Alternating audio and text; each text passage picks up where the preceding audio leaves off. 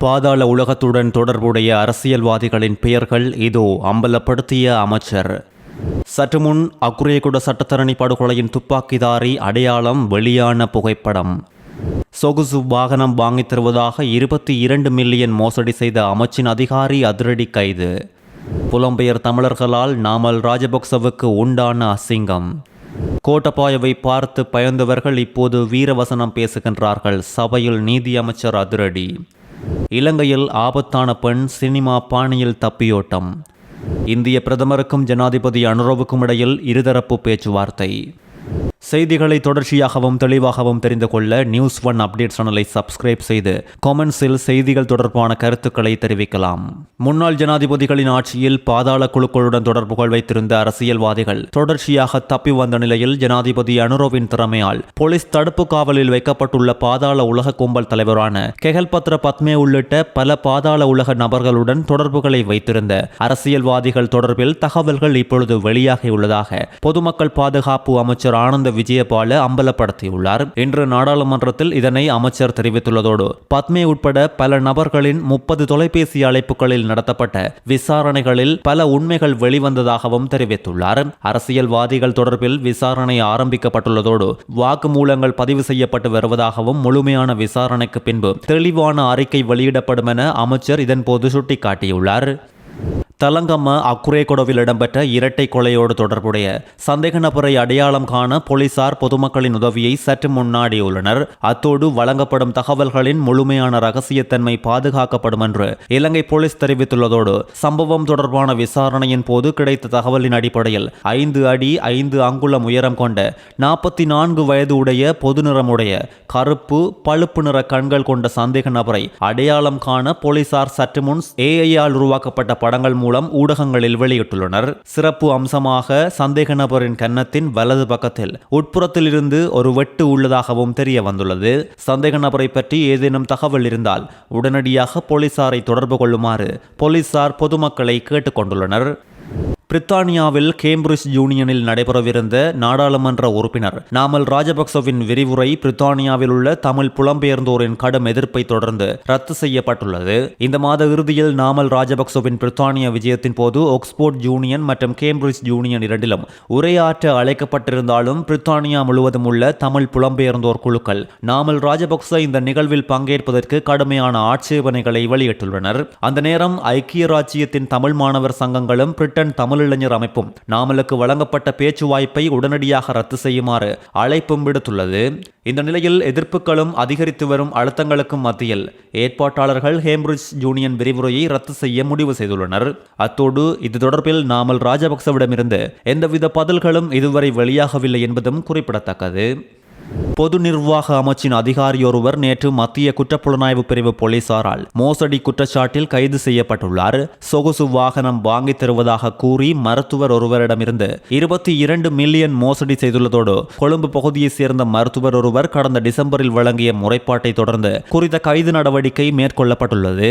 7 மாதங்களுக்கு முன் சந்தேக நபர் துறைமுகங்கள் மற்றும் சிவில் விமான போக்குவரத்து ஆணையத்தில் பணிபுரிந்து வந்துள்ள நிலையில் இந்த காலகட்டத்தில் முறைப்பாடு செய்த மருத்துவரிடமிருந்து பணத்தை வாங்கியுள்ளார். சந்தேக நபர் பின்னர் மருத்துவருக்கு வாகனமோ பணமோ கொடுக்காமல் தப்பி சென்றதோடு மருத்துவர் சம்பவம் குறித்து போலீசாரிடம் முறைப்பாடு அளித்துள்ளதோடு கைது செய்யப்பட்ட சந்தேக நபர் இன்று கோட்டை நீதவான் முன்னிலையில் முன்னிலைப்படுத்தப்பட்டுள்ளார்.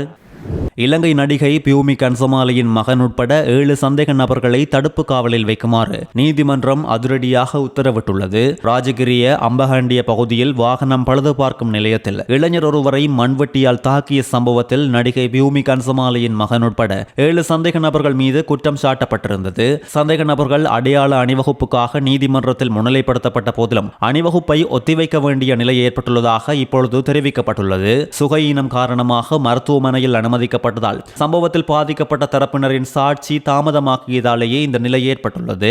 சம்பவத்துக்கு சுமார் 3 மாதங்களுக்கு முன்பு ராஜகிரிய பகுதியில் மோட்டார் சைக்கிள் மற்றும் முச்சக்கர வண்டி மோதியதால் விபத்து ஏற்பட்டுள்ளதோடு விபத்துக்கு பின்பு வந்த சந்தேக நபர்கள் குழு முச்சக்கர வண்டியின் சாரதியை தாக்கியதாக கூறப்பட்டுள்ளது.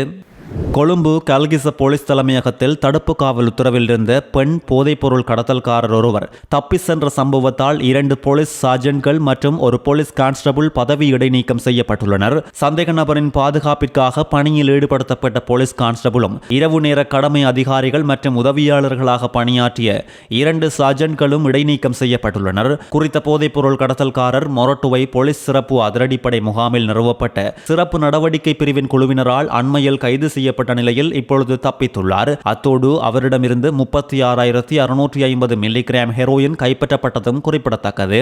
தடுப்பு காவல் உத்தரவின் பேரில் கல்கிசை போலீஸ் நிலையத்தில் தடுத்து வைக்கப்பட்டிருந்த சந்தேக நபர் கடந்த 16ஆம் திகதி பெண் கான்ஸ்டபிளுடன் கழிப்பறைக்கு சென்ற நேரம் வீதியில் நிறுத்தப்பட்டிருந்த மோட்டார் சைக்கிளில் தப்பி சென்றுள்ளமை தெரிய வந்துள்ளது.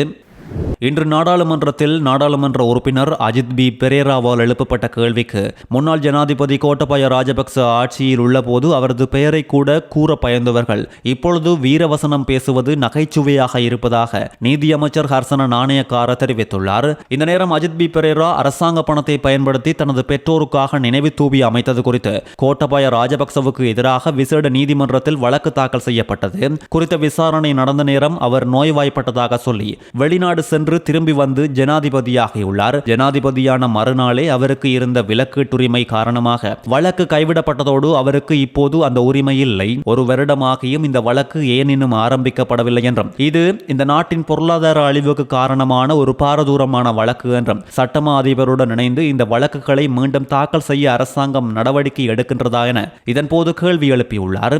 குறித்த கேள்விகளுக்கு பதிலளிக்கும் போதே முன்னாள் ஜனாதிபதி கோட்டபாய ராஜபக்ச ஆட்சியில் இருந்தபோது அவரது பெயரை கூட கூற அஞ்சியவர்கள் இப்போது வீரவசனம் பேசுவது நகைப்புக்குரியதாக உள்ளதாக நீதியமைச்சர் ஹர்சன நாணயக்கார தெரிவித்துள்ளார்.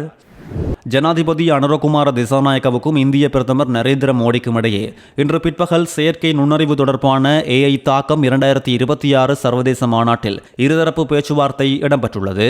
புதுடெல்லியில் நடைபெற்ற கலந்துரையாடலுக்கு பின் இந்திய பிரதமரோடு மிகவும் நட்பு ரீதியான கலந்துரையாடலை மேற்கொண்டதாக ஜனாதிபதி தனது ட்விட்டர் கணக்கில் பதிவிட்டுள்ளதோடு இந்திய வெளியுறவுத்துறை அமைச்சர் S ஜெய்சங்கரும் இந்த கலந்துரையாடலில் கலந்து கொண்டுள்ளார்.